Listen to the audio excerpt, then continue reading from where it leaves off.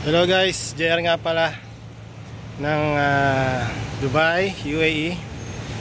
Kabayan, tuturuan ko kayo paano mag-check ng sasakyan. So basic lang naman. So hindi man lang yung major kasi mas mahahaba yung video. Iksiyan ko lang. So yung basic lang, yung sa outside. And paano natin checkin ng maayos ng sasakyan at para may idea kayo. Okay guys, tara. So, checkin natin is 2024 Captiva 1.5 engine turbo. So, mag-umpisa tayo sa pintura. So, meron akong paint meter. Ito yung nagme-measure nun sa thickness ng sasakyan, ng paint, kung may bangga or kung meron siyang painted na body panel. So, makikitaan dito. So, ang ginagamit ko is mils.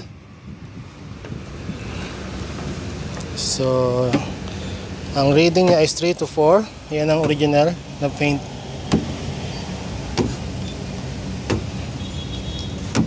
Check natin yung loob. Habang nag-check tayo, check na rin natin yung mga seat belt. Ano yung sa loob niya, baka may mga sira. So, yung roof niya is 4.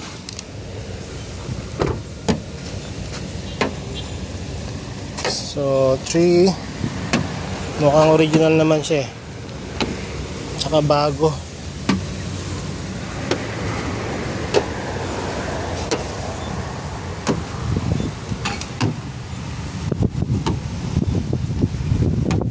So original naman siya. So okay na yan. Tapos nyan, punta tayo sa harap, bonnet. Open natin. So check natin yung makina. Dito makikita mo na kung may bangga.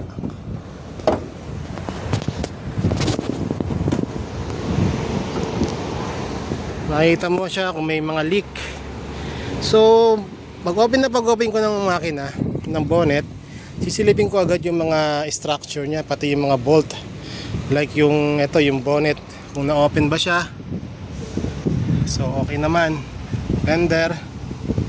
So pupunta na ako sa engine. Dapat may torch kayo para mas maganda makita nyo kung may mga leak. So yung turbo, ito yung turbo parang may konti ng wetness, may basa na, may leak na siya. So na tayo sa chassis, sa radiator frame, sa fender, sa wheel housing. So okay naman ang chassis ng right. Sa left naman tayo, fender, wheel housing, radiator frame, chassis. So okay naman siya.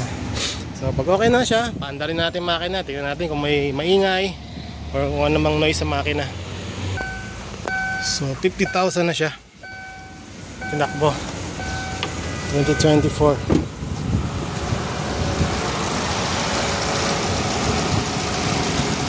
Okay naman siya. I-rev natin, tingnan natin kung may noise yung makina. Kung merong unusual noise like tappet noise.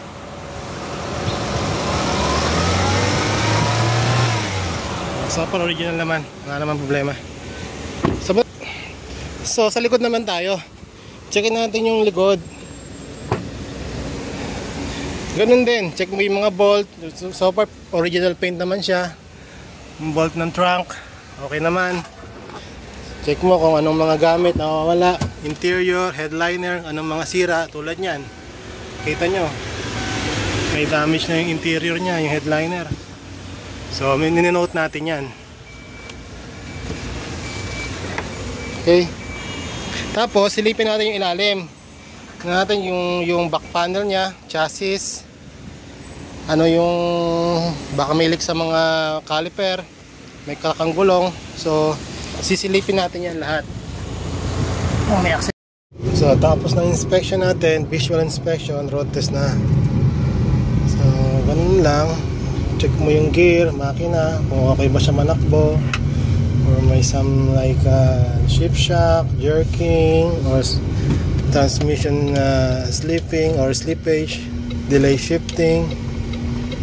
So okay naman kasi bago naman siya 2024, tapos ang tinakbo is 50,000 lang.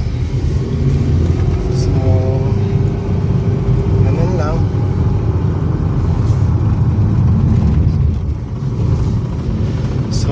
kailangan kung bibili kayo ng sasakyan, dapat is ma-check nyo muna kahit brand new, kasi minsan yung mga brand new sasakyan is may mga pinturado or may repair sa mga body panel. So make sure na bago kayo bibili ng sasakyan, ipapacheck nyo sa third party. Marami naman dyan mga third party companies na nag-check, or if you have some known inspector, so much better that you will have some other opinion to the expert before buying cars.